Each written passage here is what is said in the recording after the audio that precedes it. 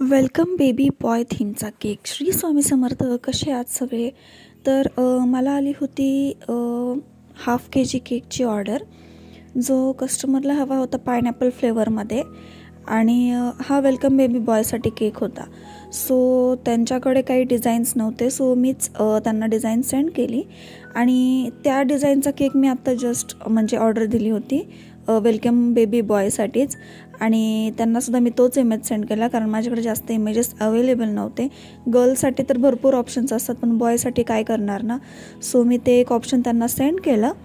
But me same नाही बनवला तो केक, थोडा डिफरंट बनवला आहे, जो तुम्हाला लास्टपर्यंत ब्लॉग बघितल्यावर कळेलच. तर ही ऑर्डर मला थोडीशी अशी अर्जंटमध्ये आली होती आणि कस्टमरला 5 ते 6 वाजेपर्यंत हा केक हवा होता. सो मी ऑर्डर आल्या लगेच तयारीला लागले. म्हणजे जे मला ऑर्डर आली ना, तर मी हातातलं जे काही काम असेल तर ते सगळं सोडून पहिले तर बेस लावून देते, कारण मेन बेस असतो.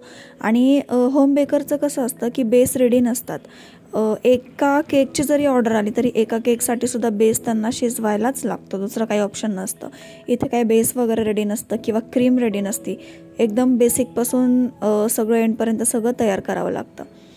सो लगेच बेस वगैरे लावून घेतला, तोपर्यंत बाकीची तयारी करून घेतली. प्रिंटआउट्स वगैरे घेऊन आले शॉपमधून बेस होस्तर. आणि नंतर बेस झाल्यानंतर बेस गार होस्तर तर बाकीची तयारी करून घेतली. माझी क्रीम वगैरे जे काही मला बनवायचं होतं ते करून घेतलं सगळं. त्याच्यानंतर हे सगळं होत आल्यानंतर छान असं केक क्रम कोट केला आणि जास्त वेळ नव्हता माझ्याकडे फ्रीजमध्ये सेट व्हायला ठेवायला. सो मी थोडा वेळच ठेवला, म्हणजे तरी 15 ते 20 मिनटं तरी ठेवलाच मी. आणि थोडीशी क्रीम कमी पडली होती, सो म्हणजे केक सेट होऊस तर फ्रीजमध्ये क्रीम वगैरे मी बनवून घेतली. त्याला 3 लेयर्समध्ये मी कट केलं होतं, कारण हा केक मला टॉलमध्ये करायचा होता. आणि मी दुसऱ्या युटेन्सिलमध्ये लावला होता, म्हणजे जे माझं टॉलवालं पातेलं आहे ना, टिन नाही येतो माझा, जे पातेलं आहे ना नॉर्मलवालं, ज्याच्यामध्ये आपण चहा वगैरे बनवतो, ते असं थोडंसं टॉलवालं आहे. तुम्हाला टॉल केक बनवायचा असेल तर मी त्या पातेल्यांमध्येच बनवते. आणि जर टॉल नसेल बनवायचं तर माझ्याकडे टिन आहेत, सो मी ते टिनमध्ये बनवते.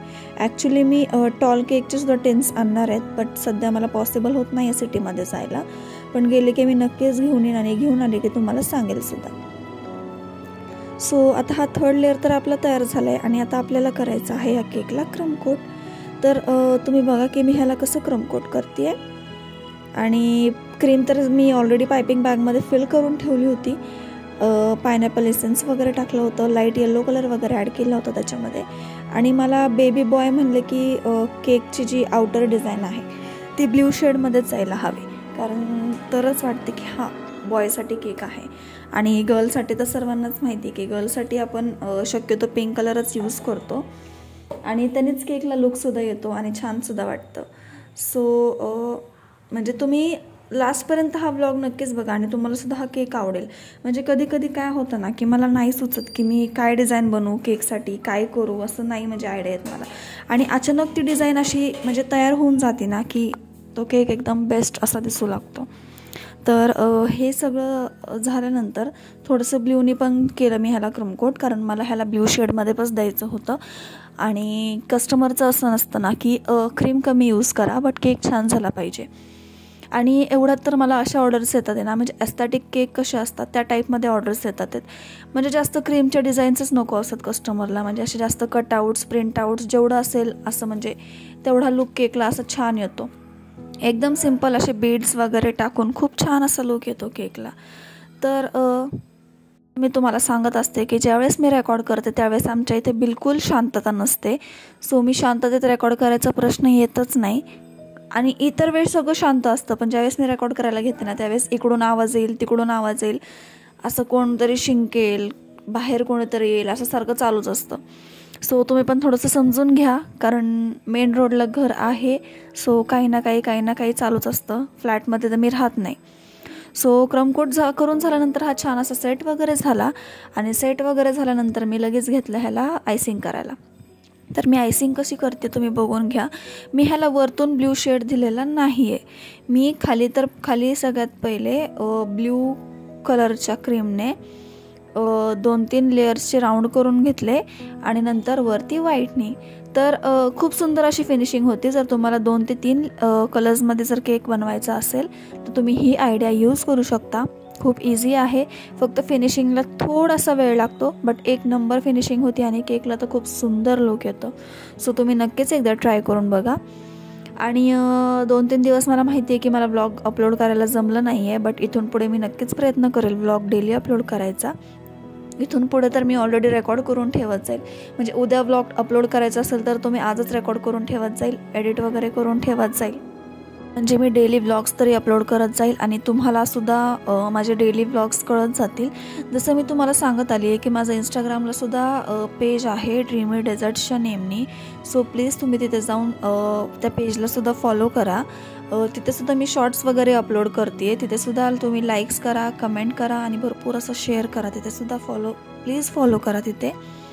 आणि म्हणजे मेन म्हणजे माझा सांगण्याचा मुद्दा आहे त्या पेजला का फॉलो करावा तुम्ही, कारण त्या पेजला फॉलो केल्यावर तुम्हाला माझे डेली अपडेट्स कळत राहतील. डेली अपडेट्स म्हणजे मला डेली किती केकच्या ऑर्डर्स येतात, कोणत्या येतात, हे सगळं तुम्हाला कळत जाईल. आणि यूट्यूबला कसं आहे ना की मी यूट्यूबला डेली केकचे व्लॉग्स अपलोड नाही करत, जे माझे पेंडिंगवाले असतात, म्हणजे मागचे वगैरे जे असतात ते सगळ्यात पहिले मी अपलोड करते आणि मग नंतर जे लेटेस्टवाले असतात ते असे अपलोड करते. सो तुम्हाला जर म्हणजे डेली केकचे अपडेट्स जाणून घ्यायचे असतील तर तुम्हाला माझ्या इंस्टाग्रामच्या पेजला फॉलो करावं लागेल, कारण तिथेच माझे डेली अपडेट्स असतात की मला डेली कोणत्या केकचे ऑर्डर्स असतात, किती ऑर्डर्स असतात आणि किती केजीचे असतात. सो प्लीज तुम्ही त्या पेजला जाऊन फॉलो करा. ड्रीमी डेझर्ट्स म्हणून नेम आहे त्या पेजचं, सेम लोगो आहे, सगळं सेम आहे, फक्त जाऊन तुम्ही एकदा फॉलो करा, तुम्हाला डेली अपडेट्स कळत जातील. तर हे सगळं झाल्यानंतर तुम्ही अजून पण आपल्या चॅनलला सबस्क्राईब नसेल केलं तर प्लीज सबस्क्राईब करा. आणि तुम्ही न सबस्क्राईब करता व्हिडिओ बघत असाल तर चांगलीच गोष्ट आहे की तुम्ही माझ्या व्लॉग्स बघतायत, पण सबस्क्राईब करून जर तुम्ही माझे व्लॉग्स बघत असाल तर मला अजूनही छान वाटेल. सो प्लीज जाऊन चॅनलसुद्धा सबस्क्राईब करा. तर तुम्ही आत्ता बघितलंच की मी ह्या केकला फिनिशिंग वगैरे कशी केली आणि खूप छान फिनिशिंग झाली आहे. हाईट वगैरेसुद्धा खूप छान आली आहे केकला. नंतर मी वरतून मेसी वगैरे करून घेतलं, खालून काय मेसी वगैरे केलं नाही, कारण मला ह्या केकला लावायचे होते कटआउट्स. तर मी ह्याला 2 ते 3च कटआउट्स लावलेत आणि त्या 2-3 कटआउट्समध्येच हा केक एवढा सुंदर झाला ना की बासच. सो तुम्ही लास्टपर्यंत बघा, तुम्हाला नक्कीच आवडेल. मला बॅकग्राऊंडला काही वेगळा आवाज येत असेल तर प्लीज इग्नोर करा, कारण आमची कचऱ्याची गाडी आली आहे आणि एवढा राग येतो ना की ज्यावेळेस मी रेकॉर्ड करते ना त्यावेळेसच असं काहीतरी व्हायचं असतं, इतर वेळेस काहीच होत नाही, म्हणजे एवढी शांतता असते ना, आणि त्यावेळेस मी रेकॉर्ड करत नाही. आणि ज्यावेळेस म्हणते ना हां आता सगळं शांत आहे की आपण रेकॉर्ड करूयात, त्यावेळेस नेमका काही ना काही असा प्रॉब्लेम होतोच. सो ठीक आहे, त्यामुळे मी असं लाईट आणि सॉफ्टवाला बॅकग्राऊंड म्युझिकसुद्धा देते आहे माझ्या व्लॉग्सला. तुम्ही नीट बघत असाल व्लॉग्स तर तुम्हाला कळेल. केकला तर आता फिनिशिंग वगैरे झाली आणि मी तुम्हाला फ्रंट साईडने दाखवते आहे की मी केकला कसं डेकोरेट करते. तर छान असं बेबीचं मी कटआउट आणलं होतं आणि तुम्ही बघताय की किती गोड बेबी आहे जे झोपले. आणि हे कुठं लावायचं मला कळत नव्हतं, बट मी फ्रंटलाच लावलं आणि खूप म्हणजे खूप सुंदर असा हा केकला लुक आला आहे, जे मी तुम्हाला फ्रंट साईडने दाखवते आहे. म्हणजे मी केक कसं डेकोरेट करते ते मी मुद्दाम तुम्हाला फ्रंट साईडने दाखवलं आहे, म्हणजे जेणेकरून तुम्हाला कळेल. सो कसा झाला आहे हा केक मला प्लीज कमेंट करून सांगा. आणि लास्टला त्याचा फायनल लुक खूपच सुंदर आहे. जर तुम्हाला हा केक आवडला असेल तर चॅनलला सबस्क्राईब करायला विसरू नका, भरपूर शेअर करा, सेव्ह करा, डाउनलोड करायला विसरू नका आणि भरपूर सारं प्रेम द्या. आणि हा केक तुम्हाला कसा वाटला प्लीज नक्कीच मला कमेंट करून सांगा. मी खूप म्हणजे वाट बघेल की तुम्ही म्हणजे तुम्हाला हा केक कसा वाटला आहे. आणि नक्कीच एकदा ट्रायसुद्धा करून बघा. खूप इझी वेनी आहे, खूप सिम्पल आहे. फक्त 2 कटआउट्समध्ये हा मी केक तयार केला आहे.